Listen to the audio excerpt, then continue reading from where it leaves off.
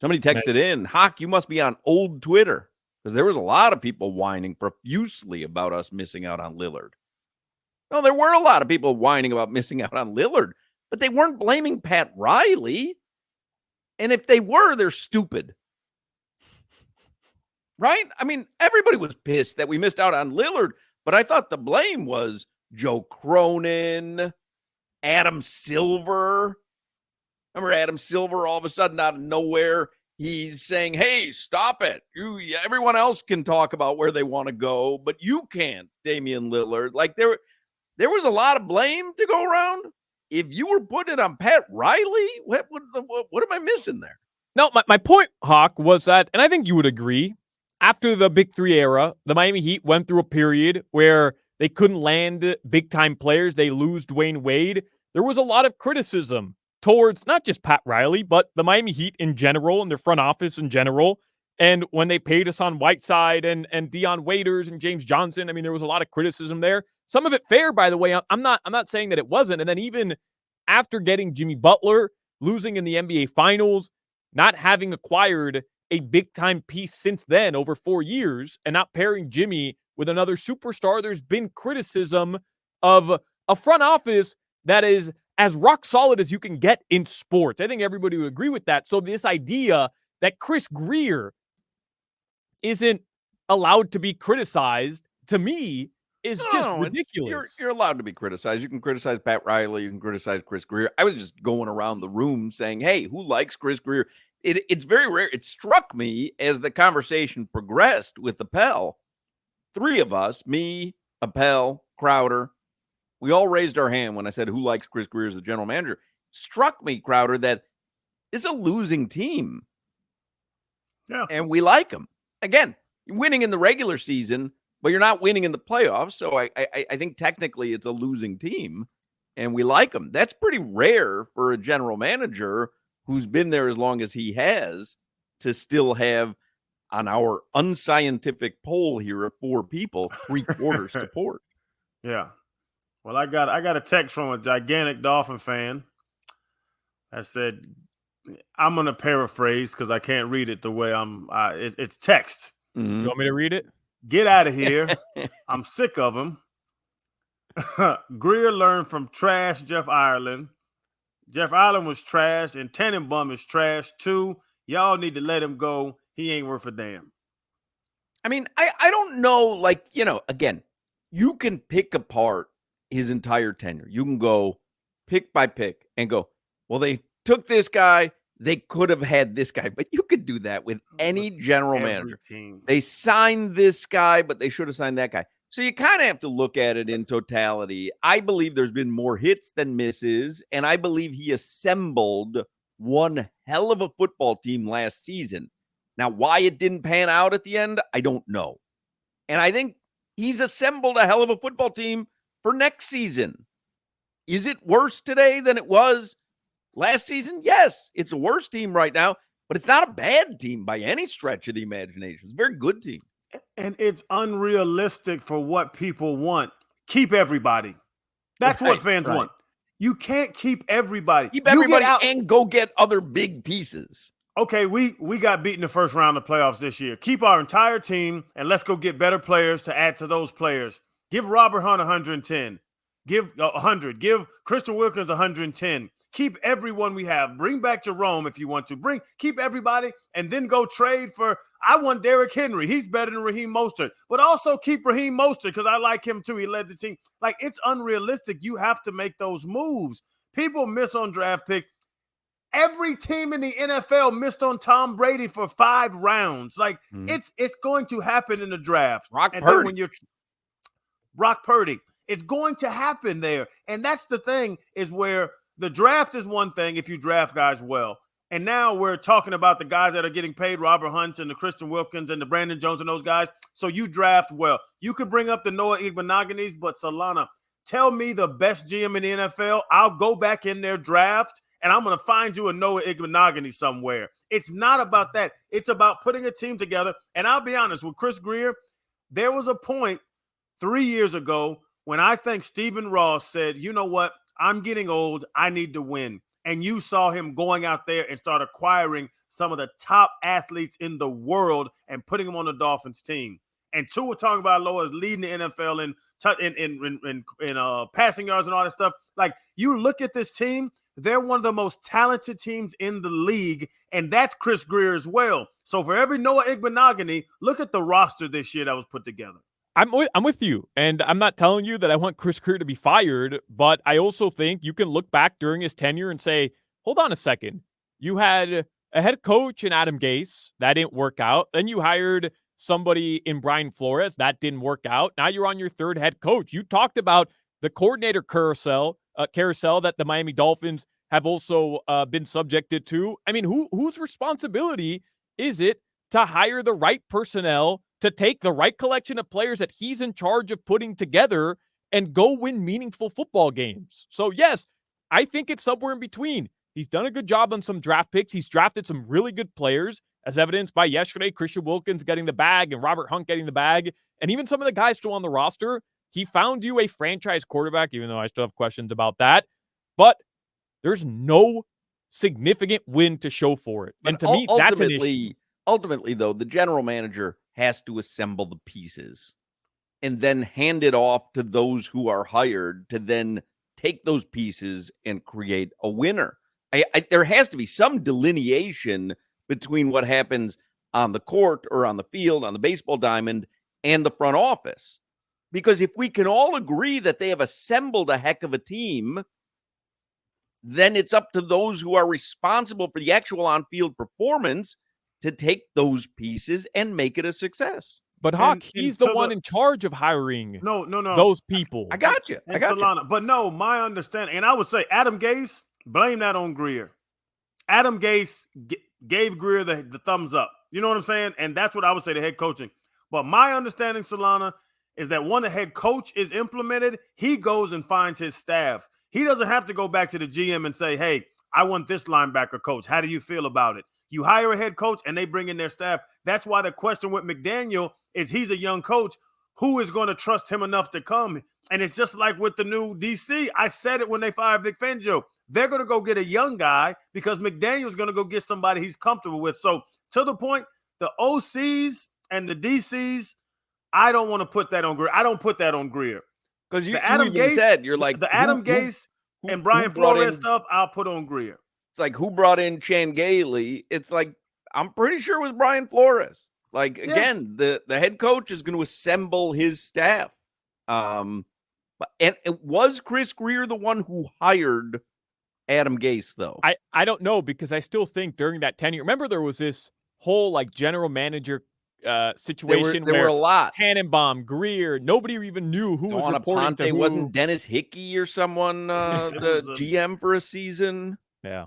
And those were still leftover names from Bill Parcells, who rode a golf cart around for a year and a half and quit and took all his money. Jimmy, see if you can find out who hired Adam Gase. So on the Dolphins, for the Dolphins, on Chris Grier's Wikipedia, 2016 to present, he is listed as general manager. But again, I don't know the exact delineation between when he took over as the sole general manager and when Tannenbaum was fired and when Hickey was gone. I'm not certain of that timeline. By the way, Stephen Ross, you talk about Stephen Ross, wanted Lamar Jackson. One guy didn't draft him. I'm just saying. Mm-hmm. Okay. So as Chris Grier gets the GM job in 2016, Mike Tannenbaum is the executive vice president of football operations until 2018. So who was making that decision? Tannenbaum, for sure. Yes, because Grier worked for him for years. Right. He was the sous chef. Yeah, he was cutting onions. All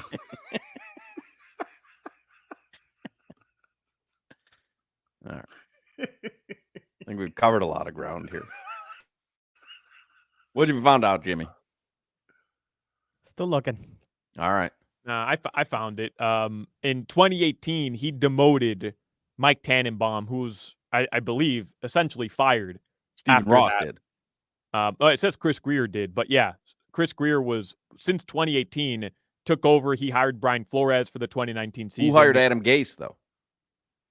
Yeah, I mean, I can't say for sure Chris Grier is the one who wanted Adam Gase, but Chris Grier was the general manager that season. What year was it, though? What year did they hire Gase?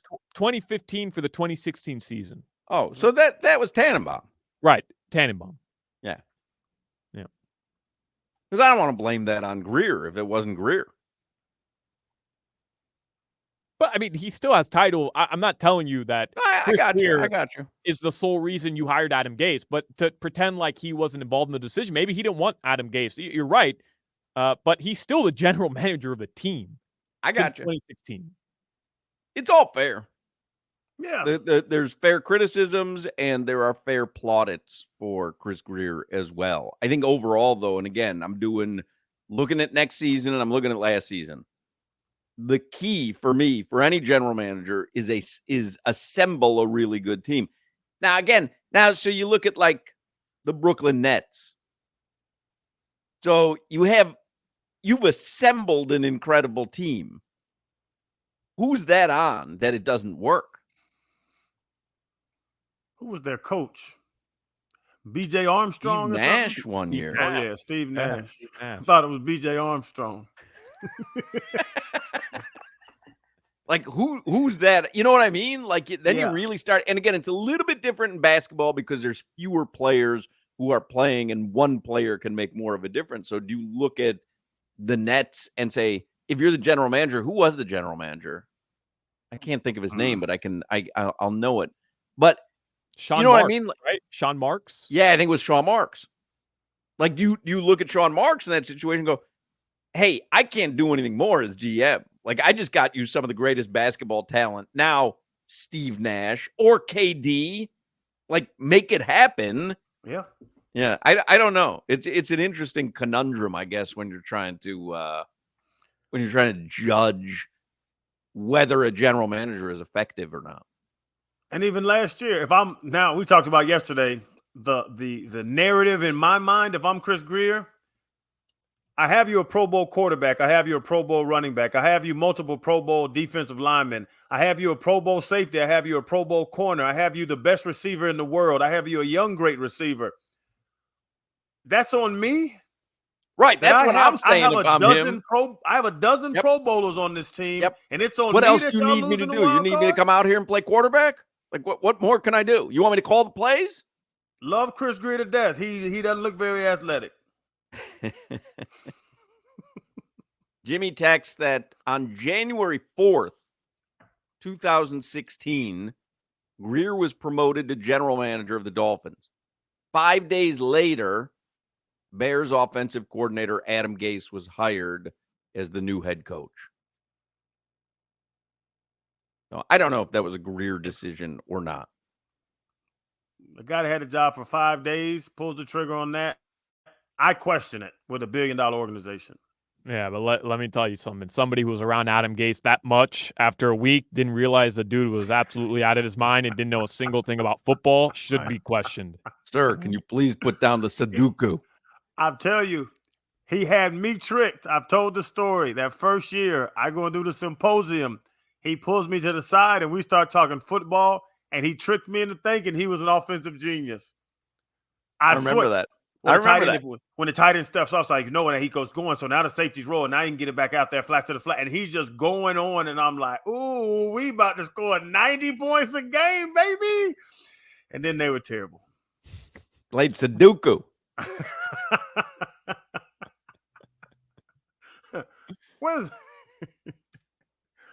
I don't see Andy Reid looking at his iPad that much. Guy was playing Sudoku. Like, wait, what was it? When the defense was on the field, it was like he wasn't even looking at the game, right? Wasn't he just buried in his books? He'd go sit on the bench, and he'd be like scripting up the next drive on the bench. You know what I noticed in the Super Bowl? Andy Reid and Kyle Shanahan never look at an iPad. They have their call sheet. They've set their call sheet. They have their call sheet. Yeah. These coaches that stare at this iPad, I don't know if they have a hell of a game plan like that. Yeah, a little cutesy. Oh, let me see that again from the roof angle. I mean, you're standing right there on the sideline. You got pretty good tickets. You know, how about you adjust? So You ain't see it when it just happened, Coach. You ain't watched that when it happened. Then Jimmy says on December 31st, 2018, Grier dismissed third-year head coach Adam Gase and demoted fourth-year vice president of football operations Mike Tannenbaum as part of many organizational changes the team made following the 2018 season. Now, that sounds like Gase and Tannenbaum were connected if they got fired and demoted on the same day. Right. That sounds like Stephen Ross saying to Grier, hey, how about we get rid of these two Sudoku playing fools and kind of run with what our gut's telling us? And then someone's gut told them Brian Flores, and next thing you know, I'm sitting in a courtroom, Lance Ito, hearing my case. He missed on Flores. That should be your argument, Solana. Right. He missed on Flores. Flores stole our Andrew Van Ginkel. Bro, my argument is they haven't won anything. Like, I'm not concocting some unbelievable argument. I mean, it's pretty straightforward. Hey, you've been around for 8 years, 6 years. Fine. You want to cut it to 6 years. Been around 6 years. You haven't won anything. So if they went to the divisional round last season, you would love Flores. I mean, you love Grier. It's not about loving him or hating him, but yes, I think Dolphins fans would have a bit more patience if you would have won a playoff game this season. Yeah, I mean that's indisputable. Yeah. How could you disagree with that, Crowder? Like you're dismissing getting to the divisional round like if it's no big deal. This is a Crowder. They haven't won a playoff game. Did you see the party Detroit had when they were going to the playoffs?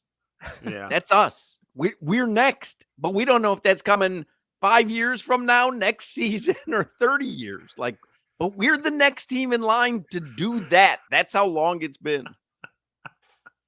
And the way that you bring up the Bills, where you say, well, you want to be the Bills? I mean, they can't get past the divisional round. Okay, you know why they're upset with not being able to get past the divisional round? It's because they've been there for 5 straight seasons already, and their expectations are higher.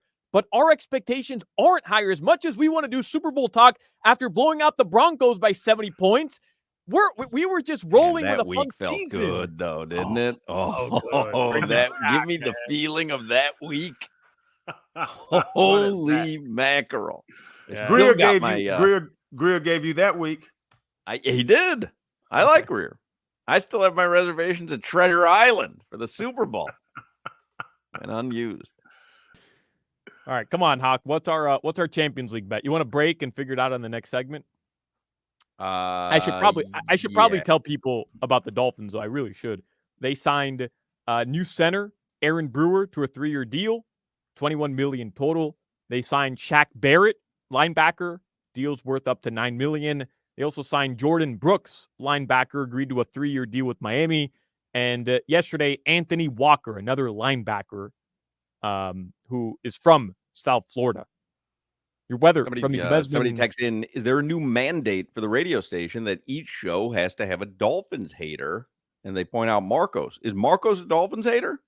I don't know. I've been listening to them past couple weeks, and Marcos seems to not like Grier or Tua, but a month ago he loved Tua and he loved Grier. So I don't really know what Marcos is doing. I'm not a Dolphins hater, by the way. I want the Dolphins to win. I like Tua. I just don't think this. It might be the younger guys like Marcos and Solana. Might be the younger guys who are just like, hey, I'm sick of this. I've never seen them win. I've never seen Solana. When's the last time Dolphins won a playoff game? 20 years ago? 21 seasons ago? I think 2020, right? So 23 seasons ago. But Hawk, you might be one of the only people in South Florida. Hawk, you're the only person in South Florida that watched the Dolphins win a playoff game. And I don't even know if I was here because I didn't come till 87. No, I must have seen one. Yeah. No, it might be the young guys, but it might be because their damn attention span is so short now. I don't think it's not short, though. It's 20 seasons. They haven't won a playoff game in 20 seasons. Solana was 8 years old. I've been down here for 20 years. 6. I've been here. You're 6 years old? I was born in 94. I was 6 years old. I got here in 05, and I've been riding with him. I didn't miss a game. From 05 to 2021, I didn't miss a home game. I was playing or covering every home game from 05 to 2021. Well, but you're going to have more nuance regarding the team because you played there. You understand more of the intricacies. I can kind of understand a Solana or a Marcos just going, I'm so sick of hearing people talk and talk and talk about how this one piece and that one piece and they're so close. I kind of understand where Solana's like, it's enough talk already because it doesn't exist if you've never seen it. I want to smack him in the mouth. Well, I mean, that's regardless.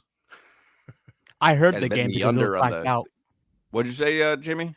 That I heard the game because the game was blacked out. The playoff game that we won. That's how far back it was. There were blackouts. Jimmy, how old are you? 96. I am 38. 38. And I was 14 when that happened.